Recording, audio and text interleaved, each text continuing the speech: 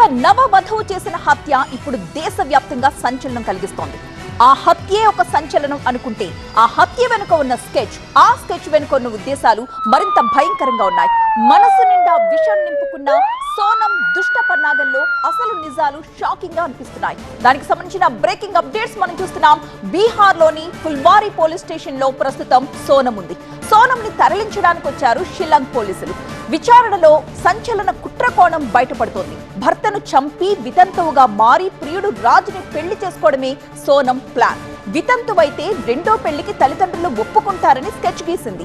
Indoor లో Sonam sketch గీసింది. Shillong లో ఆమె భర్త శవమై తేలాడు. ఆధారాలు దొరికినా పోలీసులు కేసును ఛేదించినా తను అమాయకురాల్ని అంటోంది సోనం. హనీమూన్ కి తీసుకెళ్లి భర్తను చంపేసిన సెన్సేషనల్ కేసులో ఆరోపణలు ఎదుర్కొంటున్న ఇండోర్ నవవధువు తననెవరో కిడ్నాప్ చేశారని చెప్తోంది. వారి నుంచి బయటపడి యూపీ ఘాజీపూర్ కి చేరుకుందట. ఎక్కడి షిల్లాంగ్, ఎక్కడి ఘాజీపూర్? దగ్గర 1200 కిలోమీటర్ల దూరం ఉంటుంది మధ్యలో. అబద్ధం చెప్పినా కూడా అతికినట్లుండాలి కదా. సోనం సహా 4 నిందితుల్ని అరెస్ట్ చేసిన పోలీసులు ఇప్పుడు నిజాలు రాబట్టే పనిలో ఉన్నారు.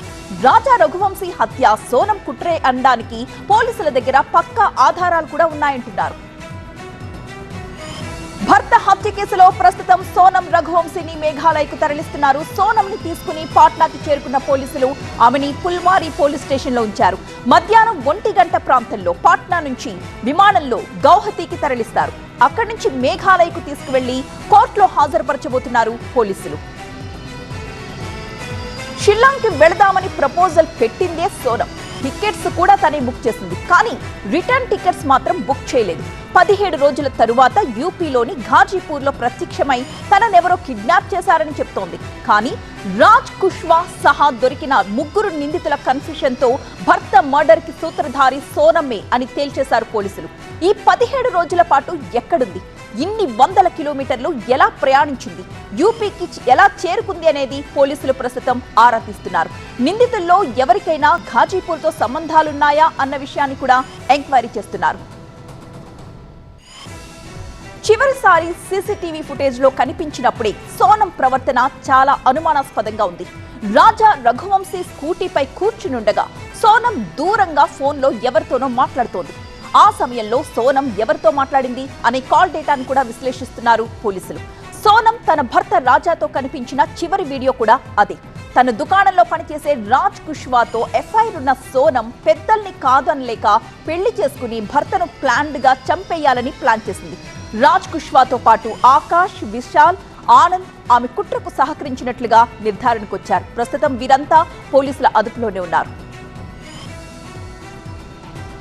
ఇదిలా ఉంటే రఘువంశీ మర్డర్ లో కొత్త ట్విస్టులు బయటకు వస్తున్నాయి. హనీమూన్ కి వెళ్లే ముందు నవ దంపతులు దాదాపు 10 లక్షల రూపాయల విలువైన బంగారాన్ని ధరించారు. టూర్ కి వెళుతూ అవన్నీ ఎందుకని రఘువంశీ తల్లి అడిగింది. సోనం ధరించమని కోరిందని చెప్పాడు రాజా రఘువంశీ. ఎయిర్పోర్ట్ లో కొడుకు మెడలో బంగారు గొలుసు చూసినప్పుడే తాను ఆందోళన పడ్డానంటోంది హత్యకు గురైన రఘువంశీ తల్లి. ये सोनम ने बनाया होगा, आगे उसकी जगह देखी हुई भी होगी। अपन को ये भी नॉलेज नहीं, हमारे घर से कोई भी नहीं गया, ना परिवार से गया। मेरे बेटे को उधर का नॉलेज नहीं था। वो इधर जाता, उत्तराखंड तरफ जाता है, भगवान के दर्शन करने जाता था। राजा की चेन मैंने एयरपोर्ट पे देखी। मैंने बोला बेटा तू चेन पहन के क्यों गया? तो बोले मम्मी मेरे को सोनम ने बोला था। अच्छा। उसने यूँ बोला तो मैंने कि मेरे को डर सा लग रहा, तो मैंने उनकी मम्मी से बोला कि देखो राजा चेन पहन के गया, मेरे को खतरा लग रहा है। तो हो सके वो खतरा किस कारण से लग रहा था कि वो चेन से ही खतरा सामने वाले को वो होएगा और ये बात वहीं के वहीं दब जाएगी। कुछ न कुछ बात कुछ होएगी, कुछ प्लानिंग ही होएगी ना। व्यवहार तो उसका बहुत अच्छा था। व्यवहार तो ऐसा पता ही नहीं चला ना कि सोनम कुछ कर सकती है। अभी भी यकीन नहीं हो रहा कि सोनम ने करके कैसे क्या हुआ। రఘువంశీ హత్యకు సోనమే సూత్రధారి అని పోలీసులు బల్లగుద్ది చెబుతుంటే ఆమె తండ్రి మాత్రం తన కూతురు అమాయకురాలు అంటున్నారు. పని తప్పితే బిడ్డకు బయటి ప్రపంచమే తెలియదట. और हमारे बच्चे ऐसे थे भी नहीं किसी से फालतू बातचीत करें, क्योंकि वो तो काम वाली बच्ची थी, धंधे वाली लड़की थी। उसको दूसरे आदमी से सुबह यहाँ से भाई के साथ ऑफिस जाना, ऑफिस से घर आना। हमने ऐसे क्या बोलते हैं जो हमारे समाज की जो किताब रहती है उसमें हम लोग नाम लिखवा देते हैं। रामनवमी के दिन ये भंडारा होता है हमारे समाज का, रघुवंशी कॉलोनी, वो भंडारे में हम लोग नाम लिखवाते हैं। कि हमारी बच्ची यहाँ तक पढ़ी है, इतनी उम्र है, तो उन लोगों ने भी ये चीज़ का नाम लिखवाया था, ठीक है ना। तो फिर फ़ोन पे हमारी चर्चा हुई थी, फ़ोन पे चर्चा होने के बाद में एक ने एक का घर द्वार देखे, सब चीज़ देखी, बातचीत हुई, बच्चन को बच्चन से मिलाए गए, इसके बाद में दोनों की हाँ हुई, इसके बाद में हमने फिर आगे बात बढ़ाई।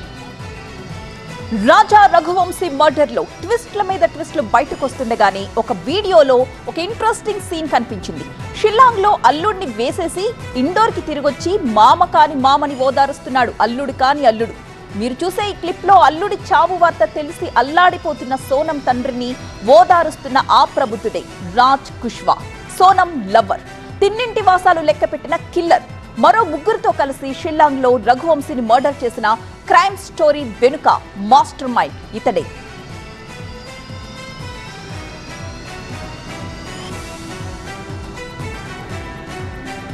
ఒకసారి మనం దృశ్యాల్లో చూడొచ్చు. అల్లుడి మరణ వార్త విని మామగారు కృంగిపోతూ అడుగు ముందుకు వెయ్యలేక ఉన్న ఆ సందర్భంలో పక్కనే ఉన్నాడు సోనం లవర్ రాజ్ కుష్వా.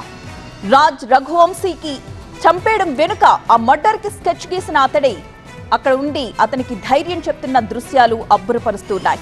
విచారణలో ఈ సంచలన కుట్ర కోణం, ఈ వీడియో ఫుటేజ్ కూడా బయటకొచ్చింది. భర్తను చంపేసి వితంతువుగా మార్చేసిన సోనం తండ్రిని దగ్గరుండి జాగ్రత్తగా తీసుకువెళ్తున్న సోనం ప్రియుడు రాజ్ కుష్వాని మనం స్క్రీన్ పై చూస్తున్నాం.